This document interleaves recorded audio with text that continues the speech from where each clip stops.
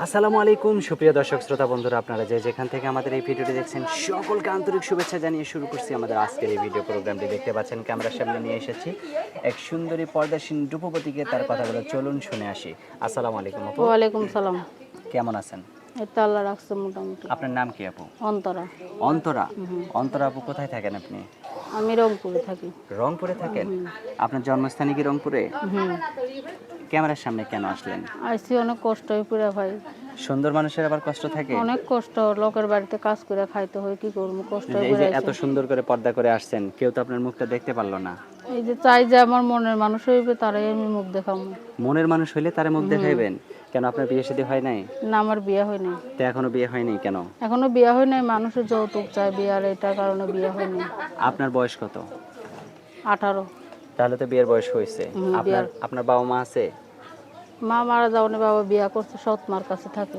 সৎ মায়ের কাছে থাকে? সৎ মার কষ্ট তো বুঝবেনি কিরকম। আচ্ছা, তো এই সৎ মা কি আপনাকে ঠিক মতো মানে খাওয়ান পরন বা না কাজ না কাম? না না ভাই, একটা পোশাক খাওয়াইতে দেয় না, 2 বেলা 2 মুঠো। লোকের বাড়ি কাজ করে যা টাকাটা পায় সেটা নিয়ে যায়। কে সেটাও নিয়ে যায়? হ্যাঁ। তো এখন যদি আপনাকে কেউ বিয়ে করতেছে, আপনার সৎ মা বিয়ে দেবে? এখন সে বিয়া দিবে বলেই তো প্রতিবেদন আইছি যে আমার বলছে তোর কর্ম তুই নিজা করে রাখো, আমরা বিয়ে টাকা পয়সা ভাঙতে এখন পারবো ভালো না। ঘরের যদি বিয়ে যদি ভালো ঘর থেকে আসে, তখন আপনার সৎ মায়ে যদি না দেয় ভালো ঘরে? দিবে, আমি আমার মন থাকলে আর কোনো কিছু নাই। আচ্ছা, তো এখন এই যে ক্যামেরার সামনে আসছেন, অনেকে তো বিয়ে করতে চাইবে, কিন্তু আপনার মুখটা তো কেউ দেখে নাই, কিভাবে আপনার মুখটা দেখবে যে মানুষ? আমার একটা ভিডিও ফোন ছিল, ওই মোবাইলটা নষ্ট হয়ে গেছে গো। আচ্ছা, নষ্ট হয়ে যাও না, দোকান ঠিক করতে দিও না। 1500-1600 টাকা চাইছে, তো এর মধ্যে আনতে পারিনি। বাসা বাড়ি কাজ করি, যা টাকা পাই খবর নিয়ে যায় বলে আনতে পারিনি। আচ্ছা, তো এখন এই যে আপনার সৎ মা যে নিয়ে যায়, এখন কেউ যদি আপনাকে ওই ফোনটা ঠিক করার জন্য টাকা দেয়, সেটা যদি আবার আপনার সৎ মাই নিয়ে যায়, না না না। তখন কি করবেন? হুম? আপনার সৎ মাই যদি না, সেই আমার টাকাটা আবার বিকাশ নিয়ে নাম্বার যায়? আছে, সে জানবে না তো, আমার সৎ মা তো জানবে না। আমি প্রতিবেদন আইছি যে আমি প্রতিবেদন করছি, আমার একটা বিকাশ খুলছি, আমি মানুষের বান্ধবীর ইলিয়া আই কার্ড দিয়ে একটা বিকাশ মানে আপনার খুলছি। সৎ মাকে জানাইবেন না কোনো না কিছু? না না। আচ্ছা, অনেক সুন্দর কথা বলছেন।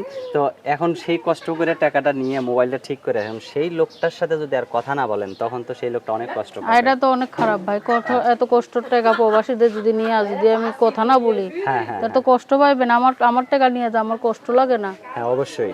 হেরও কষ্ট লাগবে। আমি চাইবো পৃথিবীতে কারো যেমন কষ্ট না হয়। আচ্ছা, অনেক সুন্দর কথা বলছেন আপু। আপনার ফোন নাম্বার মুখস্থ আছে?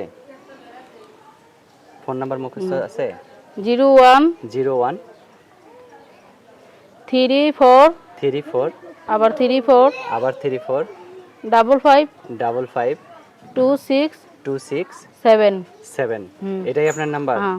আচ্ছা, আর কিছু বলার আছে আপনার? না, চাই একটা সুন্দর মনের মানুষ যে আমার পাশে থাকবে, এরকম একটা মানুষ হইলে দরকার। আচ্ছা, ঠিক আছে আপু, ভালো থাকবেন। হ্যাঁ, আচ্ছা। প্রিয় দর্শক, আপনারা ভালো থাকবেন। আর এই সুন্দরী অপরূপাকে যদি কারো ভালো লেগে থাকে, তাহলে অবশ্যই যোগাযোগ করবেন ভিডিওতে দেওয়া নাম্বারে। ভালো থাকবেন সকলে, আল্লাহ হাফেজ।